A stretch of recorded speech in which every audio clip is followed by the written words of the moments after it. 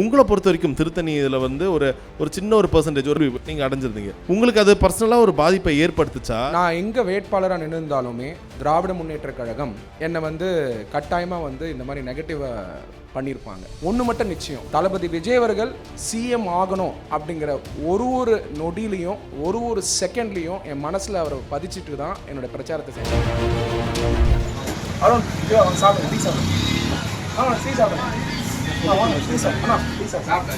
உங்களுக்கு தெரியுமான்னு தெரியல, இந்த வீடியோனால தான் அதிக ஓட்டே வந்தது.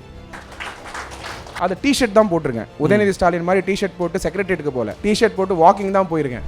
பிரச்சனை அதிகமாக இருக்கு, இல்லீகல் குவாரி இருக்கு. அது மட்டும் இல்லாமல் கொலை மிரட்டல்கள், எனக்கே வந்தது கொலை மிரட்டல்கள். எனக்கு எவ்வளோ சேலஞ்சு இருந்தது வேட்பாளராக அறிவிச்ச பிறகு. ஆமா, கிட்டத்தட்ட 10 லட்சம் கோடிக்கு மேல கடன் வாங்கி வச்சுட்டு போயிருக்கிற இன்னைக்கு அந்த தமிழ்நாடு அரசு இருக்கிறப்போ எல்லாமே ஃபினான்ஸ் தான். 10 லட்சம் கோடி எங்க போச்சுன்னு ஆராய்ச்சி பண்ணாம அடுத்த ஸ்கீமை கொண்டு வரும் பொழுது நம்ம வந்து எப்படி வந்து கொண்டு போய் மக்கள் கிட்ட சேர்க்கறதுன்னு தெரியாது. அதனால தளபதி விஜய் அவர்கள், நம்மளுடைய ஹானரபிள் சீஃப் மினிஸ்டர் விஜய் அவர்கள் கிளியரா சொல்லிட்டாரு, அந்த 10 லட்சம் கோடி ஃபர்ஸ்ட் எங்க போச்சு, யார் பாக்கெட்டுக்கு போச்சு, அது மக்களுக்கு போச்சா, எங்க போச்சு, வெளிநாடுக்கு போச்சா, கண்டுபிடிக்கணுமா வேணாமா? அதை கண்டுபிடிக்கிற முதல் கட்டம் தான் ஒயிட் பேப்பர். உள்ள போய் பார்த்தா தான் தெரியும் எது எந்த நிலைமையில இருக்குன்னு, என்ன இருக்கு என்ன இல்ல. சோ அதையெல்லாம் பார்த்துட்டு உங்களுக்கு ஒரு வெள்ளை அறிக்கையா அதை வெளியிடணும்னு நான் நினைக்கிறேன். ஒரு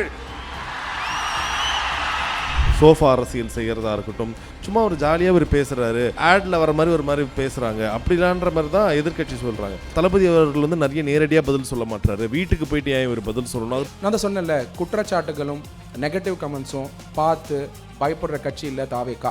உதயநிதி ஸ்டாலின் அவர்கள் சட்டசபைக்கு என்ன போட்டுட்டு வராருங்க, டிஷர்ட் போட்டு வராரு, கேஷுவல் அட்டையர். ஆனா என்னுடைய ஹானரபிள் சீஃப் மினிஸ்டர் விஜய் அவர்கள் சூட் போட்டுட்டு வராரு. Is showing to the entire world attire is important, ஃபார்மலா இருக்கணும்ங்கிறது சொல்றாரு. லாஸ்ட் 8 மாசத்துல திராவிட முன்னேற்ற கழகம் சார்ந்த மீடியா, நான் நேம் பண்ண விரும்பல, எவ்வளோ நெகட்டிவிட்டி ஸ்ப்ரெட் பண்ணாங்க. பொய்யா என்னுடைய தளபதி விஜய் அவர்கள் மேல ஸ்ப்ரெட் பண்ண பார்த்தாங்க. ஆனா அவர் சிஎம் ஆகிறது உறுதின்னு நான் சொன்னேன். இன்னைக்கு அவர் சிஎம் ஆயிருக்காரு. திருப்பி சொல்றேன், நெகட்டிவிட்டி எவ்வளோ ஸ்ப்ரெட் பண்றீங்களோ அது என் தளபதி மேல இருக்கலாம், என் மேல இருக்கலாம், doesn't matter. we will raise and we will ensure that my leader Thalapathy Vijay, honorable chief minister of Tamil Nadu, will become a global leader. நேற்று வந்து ஒரு செயற்குழு கூட்டம் நடந்திருக்கு திமுகவில். அதில் என்ன சொல்லியிருக்காங்கன்னா, திருச்சி கிழக்கில் வந்து திரு மு.க. ஸ்டாலின் அவர்களை திரும்பவும் வேட்பாளராக நிறுத்த போகிறதா ஒரு விஷயம் அவங்களுக்குள்ள பேசி முடிவு பண்ணியிருக்காங்கன்னு ஒரு செய்தி வழியாக வந்திருக்கு. திரும்ப ஒரு வேலை all the best to Stalin, that's all. Okay, அதில் அவங்களோட வெற்றி வாய்ப்பு. all the best to Mr. N.K. Stalin, all the best. Okay, ஏன் சொல்கிறேன்னா அந்த all the best உங்களுக்கு மீனிங் புரிஞ்சு. Title sponsors JJ Gold, Cash for Gold, Mangai Nighties, 43 years trust in quality, smile and comfort, GT Holidays, South India's #1 travel brand, Dr. Srivarma's PCR Maharaja Thailam, Bone and Joint Care presents C. Joseph Vijayanum Nan, powered by the Chennai Silks. Let the celebrations begin. Ganesh Ceramics, branded tile showroom, Pondi, Velur, Ariyalur. Tata Motors, pickup in Raja, இப்பொழுது electric அவதாரத்தில். உங்கள் பிசினஸில் லாபம் இனிமேல் சார்ஜ்டா தான் இருக்கும். Tata Motors Intra EV pickup. Food partner Kolathur Babu catering, high class caterers. Beverage partner Wagh Bakri, best quality teas since 1892. Venue partner Park Elanza. அந்த ஒரு முயற்சி வந்து நீங்கள் எப்பயுமே கைவிடலை, கடைசி வரைக்கும் அந்த ஒரு பெரிய முயற்சி இருந்து அந்த ஒரு தோல்வி கூட ரொம்ப ஒரு சின்ன ஒரு ரேஷியோவில் தான் அது இருந்துச்சு.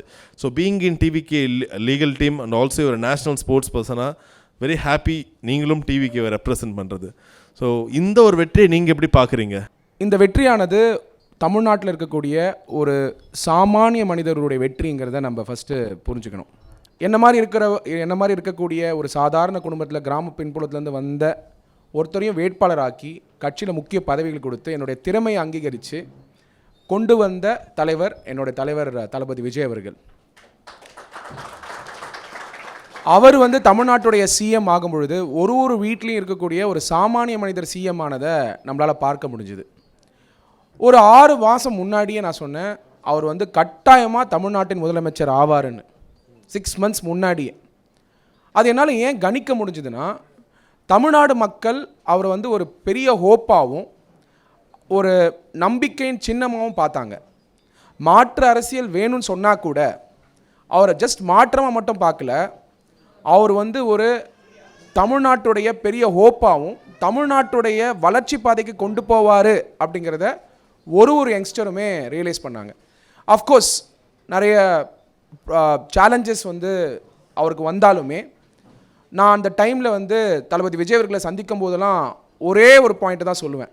நானும் அவரும் டிஸ்கஸ் பண்ணும்போது தளபதி விஜய் அவர்கள் வந்து நம்மளுடைய லா ரிலேட்டட் விஷயத்தெலாம் வந்து பேசும்பொழுது நான் அவர்கிட்ட சொன்னது ஒன்று தான். அவர் வந்து பொலிட்டீஷியன் கிடையாது, இஸ் அ ஸ்டேட்ஸ்மேன்.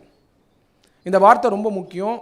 இது தமிழ்நாட்டோட ஹிஸ்ட்ரியில் இது வந்து கட்டாயமாக இந்த வார்த்தைக்கான ஒரு மீனிங் வந்து அடுத்த 10 வருஷத்தில் பார்ப்பீங்க. இன்றைக்கி ஒரு விஷயம் நான் ஷேர் பண்ணுறேன். தளபதி விஜய் அவர்கள் இப்போ தமிழ்நாட்டுடைய சிஎம்மாக இருக்கார். அடுத்த 10 வருஷத்தில் இந்தியாவுடைய அரசியலை அவர் தீர்மானிப்பார். இது கலாட்டாவில் இன்றைக்கி இந்த தேதியில் நீங்கள் ரெக்கார்டில் வச்சுக்கோங்க. 10 வருடத்தில் இந்தியா அரசியலில் மிகப்பெரிய தலைவராக தளபதி விஜய் அவர்கள் இருப்பார். அதை தாண்டி உலக தலைவராக பல நாடுகளுக்கு ஒரு லீடர்ஷிப் லெவலில் கொண்டு போய் அவர் வந்து பல நெகோசியேஷன்ஸை பண்ணி உலக பிரச்சனைக்கு சொல்யூஷன்ஸ் கொடுப்பாருங்கிறத இங்கே நான் பதிவு வைக்க விரும்புகிறேன். காரணம், அவர் நேர்மையான தலைவர், சாமானிய மனிதரை வந்து ரெப்ரசன்ட் பண்ணுறாரு. உலகத்திலேயே ரொனால்ட் ரீகனுக்கு அப்புறம், என்டி ராமாராவுக்கு அப்புறம், எம்ஜிஆருக்கு அப்புறம் ஒரு ஃபிலிம் ஆக்டராக இருந்து ஒரு உச்சத்தை அடைஞ்சு அதிலிருந்து டிரான்சிஷன் ஆகி பாலிட்டிஷியனை தாண்டி அவர் ஸ்டேட்ஸ்மேன் இருப்பாருங்கிறதுக்கு காரணம் அவர் ஒரு சாமானிய மனிதரை வந்து ரெப்ரசென்ட் பண்ணுறாருங்கிறது தான் நான் ரைட். நீட். இந்த ஒரு வெற்றி நீங்கள் சொன்ன மாதிரி மக்களோட வெற்றியாக தான் பார்க்குறாங்க. நிறைய பேர் சொன்னாங்களே வெறும் கூட்டம் மட்டும் தாங்க கூடுது, இதெல்லாமே ஓட்டாக மாறுமான்னு கேட்கும்போது அது எல்லாமே ஓட்டாக மாறி இன்றைக்கி அவர் முதலமைச்சராக ஆயிருக்காரு. உங்களை பொறுத்த வரைக்கும் திருத்தணி இதில் வந்து ஒரு சின்ன ஒரு % தோல்வி நீங்கள் அடைஞ்சிருந்தீங்க. உங்களுக்கு அது பர்சனலாக ஒரு பாதிப்பை ஏற்படுத்துச்சா? ஏன்னா நிறைய பேர் வந்து என்ன சொல்லியிருந்தாங்க, இவரை எதிர்த்து நிறைய நெகட்டிவ் பப்ளிசிட்டி பண்ணாங்க, வேணும்னே வந்து தோக்கடிக்கிறதுக்காக இப்படி பண்ணாங்க. உங்களை அது பர்சனலாக அஃபெக்ட் பண்ணுச்சா? அதாவது நான் எங்கே வேட்பாளராக நின்றுந்தாலுமே திராவிட முன்னேற்ற கழகம் என்னை வந்து கட்டாயமாக வந்து இந்த மாதிரி நெகட்டிவை பண்ணியிருப்பாங்க. அது வந்து எனக்கு அந்த மாதிரியான ஒரு அச்சமோ அதை பார்த்து சேலஞ்சஸோ பார்த்து பயப்படுறாலும் கிடையாது. என்றைக்குமே வந்து அந்த விமர்சனங்களுக்காக நான் பதிலும் கொடுக்க மாட்டேன். ஒன்று மட்டும் நிச்சயம், தளபதி விஜய் அவர்கள் சிஎம் ஆகணும் அப்படிங்கிற ஒரு நொடியிலையும் ஒரு செகண்ட்லேயும் என் மனசில் அவரை பதிச்சுட்டு தான் என்னோடய பிரச்சாரத்தை செஞ்சேன். பிரச்சாரத்தை செய்யும் போது கூட ஓட்டு அரசியலுக்காக பிரச்சாரம் ஒன்று இருக்கலாம், பட் தளபதி அவர்களுடைய விஷனை திருத்தணியில் இருக்கக்கூடிய 2,30,000 பேருக்கு ஆல்ரெடி அவருடைய முகம் ரீச் ஆகி இருந்தது. வேட்பாளர் அவங்க பார்க்கல, அவங்க பார்த்தது தளபதி விஜய் அவர்களை தான். அப்போ என்ன நெகட்டிவ் பப்ளிசிட்டி வந்து எனக்கு கொடுத்தாலுமே அது பாசிட்டிவாக தான் மாறி இருக்குங்கிறது என்கிட்டே ரிப்போர்ட் இருக்கு. ஓகே. ஆக்சுவலாக விஜய் சார் என்ன சொன்னார், மேபி சில பேர் வந்து கிண்டலாக சொன்னாங்க, நிறைய ட்ரோலாலாம் மீம்ஸ்லாம் போட்டாங்க. ஆக்சுவலாக அந்த ஒரு வெள்ளை அறிக்கை சொன்ன உடனே எல்லாருமே என்ன சொன்னாங்க, என்ன சொல்ல போகிறாரு, இல்லை அந்த வெள்ளை அறிக்கையில் வந்து என்னென்ன விஷயங்கள் இருக்குது, இதுக்கு முன்னாடி இருந்த திமுக கவர்மெண்ட் செஞ்ச ஊழல் பற்றி சொல்ல போகிறாங்களா, இல்லை என்னென்ன விஷயத்தில் தேவையில்லாத கடன் வாங்கியிருக்கிறாங்க, எதுலெல்லாம் மிகப்பெரிய ஊழல் நடந்திருக்கு, இது எல்லாமே தெரிய வரப்போதா? நவீன், நீங்கள் பார்த்தீங்கன்னா நவீன், ஒரு ஸ்கீம் அனௌன்ஸ் பண்ணுறாங்க. சரி. அந்த ஸ்கீம் ஆகப்பட்டது இப்போ ஃபார் எக்ஸாம்பிள் நான் திருத்தணியில் கண்டெஸ்ட் பண்ணதுனால சொல்கிறேன். அங்கே வந்து இருளர்கள் ஒரு இடத்துல இருந்தாங்க, அவங்கள வந்து நான் சந்திக்க போனேன். சரி. அந்த ஸ்கீமில் பார்த்தீங்கன்னா அவங்களுக்கு நிறைய பெனிஃபிட்ஸ் வந்து கவர்மெண்ட் கொண்டு வந்த ஸ்கீமில் இருக்குது. ஆனால் அந்த ஸ்கீம் அவங்களுக்கு போய் சேரலை. இன்றைக்கி நம்மக்கிட்ட சோஷியல் மீடியா இருக்குது, கவர்னன்ஸ் இருக்குது, கவர்னன்ஸ் இருக்குது, ரியல் டைம் கவர்னன்ஸ் இருக்குது, ஆனால் அவங்களுக்கு போய் சேரலை. அன்றைக்கி எனக்கு ஒரு சிந்தனை வந்தது, அப்போ இந்த ஸ்கீம் போய் சேரலைன்னா அந்த பணம் யாருக்கு போச்சு? அந்த பணம் ஊழலாக தான் போயிருக்கும். அப்போது என்னுடைய சகோதரிகள், ஒரு இருளர் சமுதாயத்தை சார்ந்த சகோதரிகளுக்கு அந்த ஸ்கீம் போய் சேரலைன்னா அப்போ அது ஊழலாக யார் பாக்கெட்டில் போச்சு அப்படின்னு கண்டறியணுமா வேணாமா? அந்த அதே மாதிரி பார்த்தீங்கன்னா திருத்தணி தொகுதியில் பிரச்சனை அதிகமாக இருக்குது, இல்லீகல் குவாரி இருக்குது. அது மட்டும் இல்லாமல் கொலை மிரட்டல்கள், எனக்கே வந்தது கொலை மிரட்டல்கள். எனக்கு எவ்வளோ சேலஞ்சு இருந்தது வேட்பாளராக அறிவித்த பிறகு. ஆமாம், அங்கே இருக்கிற ஸ்மக்லர்ஸாக இருக்கலாம், அங்கே இருக்கக்கூடிய இல்லீகல் ஆக்டிவிட்டீஸ் பண்ணுறவங்க எப்படியாவது சத்யகுமார் அப்படிங்கிறவர் தளபதி அவர்கள் அமைச்சிருக்காரு, இவர் படித்தவர் இங்கே வந்தால் புதுவாள் வந்தால் இவர் மாற்றி அமைப்பார், பார்டரை செக்யூர் பண்ணுவார், இதெல்லாம் தெரிஞ்சுக்கிட்டு என்னோடய கேம்பெயினை தெரிஞ்சுக்கிட்டு கொலை மிரட்டல்கள், நம்மளோட எல்இடி வண்டி அடித்து உடைச்சிருக்காங்க. இதெல்லாம் பண்ணியும் அந்த சேலஞ்சை தாண்டி வந்ததுக்கு காரணம் நம்மளுடைய ஆனரபிள் சிஎம், தமிழ்நாடு சிஎம் நம்மளுடைய தளபதி விஜய் அவர்களுடைய அந்த கிரேஸ் தான். Okay okay okay. இது எதுக்காக சொல்கிறேன்னா, அப்போ அந்த ஊழல்கள் பல விதத்தில் இருக்குது. இல்லீகல் ஆக்டிவிட்டீஸில் இருக்குது, ஒதுக்கீடு பண்ணக்கூடிய பட்ஜெட்லேருந்து பணம் வந்து மக்களுக்கு போய் சேரலை. அப்போ அது போய் சேரலைனாக்கா அந்த பணம் யார்கிட்ட போச்சு? 3 லட்சம் கோடி மினிமம் ஊழல் பண்ண வாய்ப்பு இருக்குது. ஃபார் எக்ஸாம்பிள் இதை சொன்னது யார்? பழனிவேல் தியாகராஜன் அவர்கள். Okay okay. 30,000 கோடி கிட்டத்தட்ட ஊழல் பண்ணன்னு சொன்னாக்க 30,000 × 5 வருஷம் அது மினிமம். சரி சரி. அப்போ 1,80,000 நீங்கள் இன்னும் கொஞ்சம் ஆட் பண்ணீங்கன்னா 3 lakhs இருக்கும். அப்போ 10 லட்சம் கோடி கடனை வாங்கி அதில் வரி பணத்துலையும் நீங்கள் வாங்கக்கூடிய சோப்பு சீப்பு எல்லாத்துலேயும் ஜிஎஸ்டி உண்டு. ஆமாம் sir. Property tax, state government registration fees, stamp duty, இதில் வர வருவாய் எல்லாமே பாக்கெட்டுக்கு போயிருக்கு. மதுரையில் பார்த்தீங்கன்னா ப்ராப்பர்ட்டி டேக்ஸில் ஊழல் நடந்திருந்தது, அது உங்களுக்கே தெரியும். பணக்காரங்க கிட்ட வந்து கம்மியாக ப்ராப்பர்ட்டி டேக்ஸ் வாங்கிட்டு ஏழை நடத்தக்கூடிய ஷாப்ஸ்க்கு வந்து ப்ராப்பர்ட்டி டேக்ஸ், சின்ன சின்ன கடைகள் வீடுகளுக்கு ப்ராப்பர்ட்டி டேக்ஸ் உயர்த்தினது, அந்த ஊழல் எல்லாருக்குமே தெரியும். அதே மாதிரி இல்லீகல் குவாரி பார்த்தீங்கன்னா, நீங்கள் திருச்சியில் கரூர் கிட்ட பார்த்தீங்கன்னா இல்லீகல் குவாரியில் என்னென்ன பிரச்சனை நடந்ததுன்னு தெரியும். அது பல நியூஸ் சேனல்ஸ் நீங்களே கவர் பண்ணீங்க. அப்போது தமிழ்நாட்டில் இன்னைக்கு மக்களுடைய அங்கீகாரம் கிடச்சதுனால மக்கள் பணியாக பண்ண வேண்டியது ஒயிட் பேப்பர் ரிலீஸ் பண்ணுறது, எல்லாமே ஃபினான்ஸ் தான். 10 லட்சம் கோடி எங்கே போச்சுன்னு ஆராய்ச்சி பண்ணாமல் அடுத்த ஸ்கீமை கொண்டு வரும் பொழுது நம்ம வந்து எப்படி வந்து கொண்டு போய் மக்கள்கிட்ட சேர்க்குறதுன்னு தெரியாது. அதனால் தளபதி விஜய் அவர்கள், நம்மளுடைய ஹானரபிள் சீஃப் மினிஸ்டர் விஜய் அவர்கள் கிளியராக சொல்லிட்டாரு, அந்த 10 லட்சம் கோடி ஃபஸ்ட்டு எங்கே போச்சு, யார் பாக்கெட்டுக்கு போச்சு. அப்படி தெரிஞ்சால் அடுத்தது டிவிஎஸ்சி ப்ரொசீடிங்ஸ் யார் மேலே கொண்டு வரணும் அப்படிங்கிறத கரெக்டாக கொண்டு வர முடியும். ஏன்னா இருக்கிற 30+ மினிஸ்ட்ரியில் தான் அந்த பணம் போயிருக்கும். 30+ மினிஸ்ட்ரியில் தான் அந்த பணம் போயிருக்கும். மினிஸ்டர் பாக்கெட்டுக்கு போச்சா, அது மக்களுக்கு போச்சா, எங்கே போச்சு, வெளிநாடுக்கு போச்சா, கண்டுபிடிக்கணுமா வேணாமா? அதை கண்டுபிடிக்கிற முதல் கட்டம் தான் ஒயிட் பேப்பர். ஓகே. வெள்ளை அறிக்கை கொண்டு வந்தால் தான் இங்கே இருக்கக்கூடிய என்னுடைய சகோதர சகோதரிகளுக்கு உண்மை என்னன்னு தெரியும். அப்போ தான் நம்மளுடைய ஃபினான்ஸை சீரமைச்சு மக்கள்கிட்ட கொண்டு போய் நம்மளுடைய ஸ்கீம்ஸை, இப்போ கொண்டு வந்துடுற ஸ்கீம்ஸ்லாம் பாருங்கள், எல்லாமே மகத்தான ஸ்கீம்ஸு. அது மக்கள்கிட்ட போச்சுன்னா கட்டாயமாக தமிழ்நாடு இந்தியாவில் முதல் மாநிலம் தாண்டி உலகத்துக்கே ஒரு ரோல் மாடல் ஸ்டேட்டாக அமையுங்கிறது என்னுடைய வாக்குறுதி. Excellent excellent. ரொம்ப தெளிவாக சொன்னீங்க. அப்படி பார்க்கும்போது கிட்டத்தட்ட கடைசி ஒரு 5 வருஷத்தில் 3 லட்சம் கோடிக்கு மேலே ஊழல் நடந்திருக்கலான்றது உங்களுடைய கணிப்பு. சரி, இது வந்து நீங்கள் எதிர்க்கட்சி மேலே வைக்கிற ஒரு மிகப்பெரிய ஒரு குற்றச்சாட்டு. ஆனால் தளபதி அவர்கள் பதவி ஏற்ற ஒரு 4-5 நாட்கள்லேயே இவர் மேலே நிறைய குற்றச்சாட்டு வைக்கிறாங்க. ஒரு எக்ஸாம்பிளுக்கு சோஃபா அரசியல் செய்கிறதா இருக்கட்டும், இது ரொம்ப எப்படி சொல்கிறது, சும்மா ஒரு ஜாலியாக இவர் பேசுகிறாரு, ஒரு ஆடில் வர மாதிரி ஒரு மாதிரி பேசுகிறாங்க, அப்படிலான்ற மாதிரி தான் எதிர்க்கட்சி சொல்கிறாங்க. தளபதி அவர்கள் வந்து நிறைய நேரடியாக பதில் சொல்ல மாட்டாரு, வீட்டுக்கு போயிட்டு ஏன் இவர் பதில் சொல்லணும், அது போல் ஏகப்பட்ட குற்றச்சாட்டுகளாக அடக்கி தள்ளுறாங்க. நீங்கள் எப்படி பார்க்குறீங்க? 4 நாளில் இவ்வளோ குற்றச்சாட்டுகள் ரொம்ப அதிகமாக இருக்கே. நான் தான் சொன்னேன்ல, குற்றச்சாட்டுகளும் நெகட்டிவ் கமெண்ட்ஸும் பார்த்து பயப்படுற கட்சி இல்லை தாவேகா. எங்களுடைய ஹானரபிள் சீஃப் மினிஸ்டர் விஜய் அவர்கள் தொடர்ச்சியாக இந்த மாதிரி பல சேலஞ்சஸை தாண்டி வரதுனால தான் அவர் ஸ்டேட்ஸ்மேன்னு சொன்னேன். ஸ்டேட்ஸ்மேன் சொல்லும்போது 2 இம்பார்ட்டன்ட் திங்ஸை நீங்கள் பார்க்கணும். அவர் வேர் பண்ணுற அட்டையர் எடுத்து பாருங்கள்.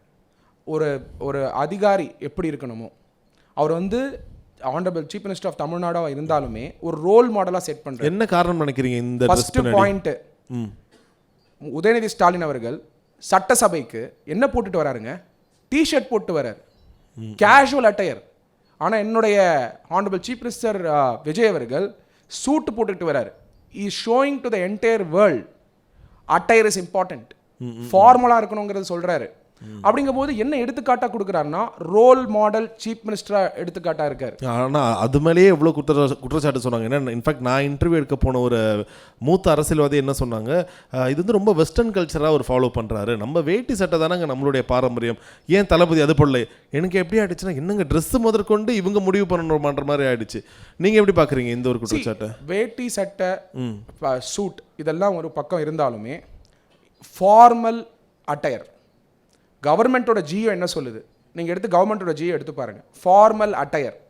அந்த ஃபார்மல் அட்டையர் அவர் போடும்பொழுது என்ன சொல்ல வராரு, யூத்துக்கு என்ன சொல்ல வராரு, serious politics is serious matter அப்படிங்கிறத சொல்ல வராரு. ரெண்டாவது, வெஸ்டர்ன் வேர் போட்டால் என்னங்க தப்பு? ப்ரொக்ரெசிவாக இருக்கிறது தான் இன்னைக்கு வந்து யூத் விரும்புகிறாங்க. நீங்கள் இல்லைன்னு சொல்லுங்கள், வேட்டி சட்டை கட்டாயமாக போடணும், நான் இல்லைன்னு சொல்ல வரலை. ஆனால் யூத்துக்கு ப்ரொக்ரெசிவ்னஸ் பிடிச்சிருக்கு. இன்னைக்கு தளபதி விஜய் அவர்கள் உலக தலைவராக பொசிஷன் பண்ணுங்கிறது தான் நாங்கள் எல்லாரும் விரும்புகிறோம். அவரும் வந்து இன்னைக்கு பார்ப்பீங்க அடுத்த 6 to 1 இயரில் world will speak about him. கட்டாயமாக சொல்கிறேன், எக்கானமிஸ்ட் மேகசினில் அவரோட பேர் வரும், ஃப்ரண்ட் பேஜில் வரும், டைம் மேகசினில் இன்னும் 2 to 3 இயர்ஸில் வரும் அப்படிங்கிறத நீங்கள் இன்றைக்கி குறித்து வச்சுக்கோங்க. சரி, ஓகே. ஸோ ஏன்னா நீங்கள் வந்து நெகட்டிவிட்டியை வந்து ரொம்ப சூப்பராக ஹேண்டில் பண்ணிருந்தீங்க. நான் எல்இடியில் ஒரு விஷயம் போட்டு உங்ககிட்ட கேட்குறோன்னு ஆசைப்பட்றேன்.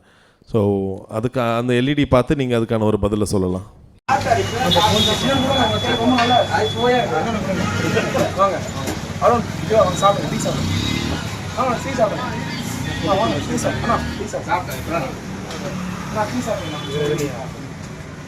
ஸோ இந்த ஒரு வீடியோ தான் ஒரு சில பேர் கூட சொன்னாங்க, இவர் இந்த பிரச்சாரம் பண்ணாமல் இருந்ததுனாலே இன்னும் கொஞ்சம் வாக்கு வாங்கியிருப்பார் போல். இன்னும் சில பேர் சொன்னாங்க when introvert trying to be எக்ஸ்ட்ரோவர்ட்னு. என்ன நடந்துச்சுங்க? இது வந்து ஒரு மிகப்பெரிய ஒரு நெகட்டிவ் பப்ளிசிட்டிக்காக இது பண்ணிட்டு இருந்தாங்க. அதாவது நான் காலையில் வாக்கிங் போயிருந்தேன் அன்றைக்கி. நான் கிளியராக அன்றைக்கே சொல்லியிருந்தேன், கிளாரிஃபிகேஷன். வாக்கிங் போகும்போது என்னோட கட்சி நிர்வாகிகள் அவங்க கூட இருக்காங்க. அவங்க சொன்னாங்க துண்டு போட்டுக்கோங்க, எல்லாருமே வந்து எவ்வளோ அன்பாக கூப்பிடுவாங்கன்னு அப்படின்னு சொன்னாங்க. ஸோ துண்டு போட்டோம். சரி, அதை டிஷர்ட் தான் போட்டிருக்கேன். உதயநிதி ஸ்டாலின் மாதிரி டிஷர்ட் போட்டு செக்ரட்டரியேட்டுக்கு போகல, டிஷர்ட் போட்டு வாக்கிங் தான் போயிருக்கேன். சரி. அப்படின்னும் போது வாக்கிங் போயிருந்தேன். அப்போ வந்து அங்கே டீ கடையில் இருந்தாங்க, நிறைய பேர் வந்து என் கூட வந்திருந்தாங்க. அதான் ஃபேக்ட். வந்தவங்க டீ குடிங்கன்னு சொன்னது எல்லாருமே என்னோட கட்சி நிர்வாகிகள். ஆனால் திராவிட முன்னேற்ற கழக நியூஸ் பேப்பராக இருக்கலாம், அந்த மீடியாவாக இருக்கலாம், என்னை மட்டும் தனியாக கவர் பண்ணி ஒரு நெகட்டிவ் விஷயத்தை கொண்டு வர நினச்சாங்க. உங்களுக்கு தெரியுமான்னு தெரில, இந்த வீடியோனால தான் அதிக ஓட்டே வந்தது. அப்படியா? ஏன்னா அந்த முகத்தை கொண்டு போய் சேர்த்தாங்க, படிச்சவர் வந்திருக்காங்க சொன்னாங்க. அதுக்கப்புறம் அடுத்த நாள் நீங்கள் வீடியோ பார்க்கலையே, எவ்வளோ பேர் என் கூட வந்தாங்க. அடுத்தது 8ஆம் தேதி 3000 பேரோட சேர்ந்து நம்ம கேம்பெயின் நடத்தணும். ஸோ த பெர்ஸ்பெக்டிவ் நம்ம புரிஞ்சிக்க வேண்டியது என்ன அப்படின்னா, no negative comments, no negative. அதாவது வந்து ஒரு நெகட்டிவிட்டி கொண்டு வரணும்னு நினச்சா கட்டாயமாக சொல்கிறேன், தாவேகாக்கு அது பாசிட்டிவாக தான் மாறும்.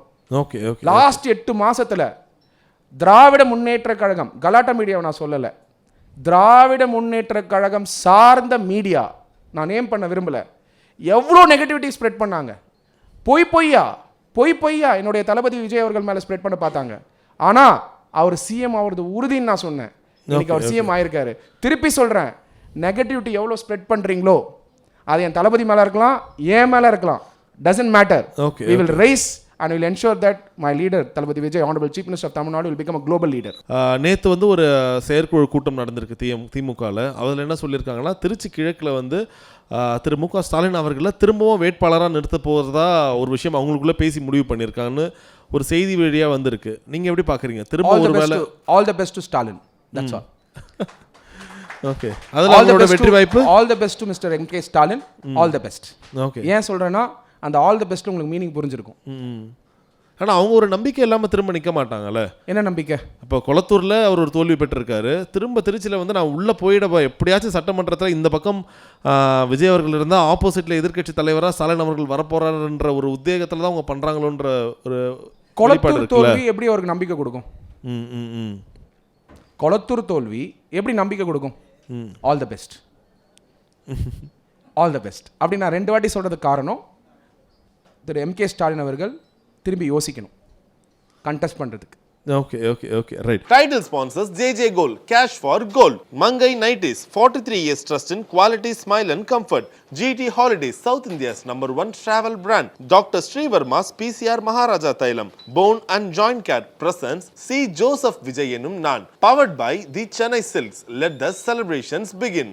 Ganesh Ceramics, branded tile showroom, Pondi, Velur, Ariyalur. Tata Motors, pickup in Raja, இப்பொழுது எலக்ட்ரிக் அவதாரத்தில். உங்கள் பிசினஸில் லாபம் இனிமேல் சார்ஜ்டாக தான் இருக்கும். Tata Motors Intra EV pickup. Food partner Kolathur Babu catering, high class caterers. Beverage partner Wagh Bakri, best quality teas since 1892. Venue partner Park எலன்சா.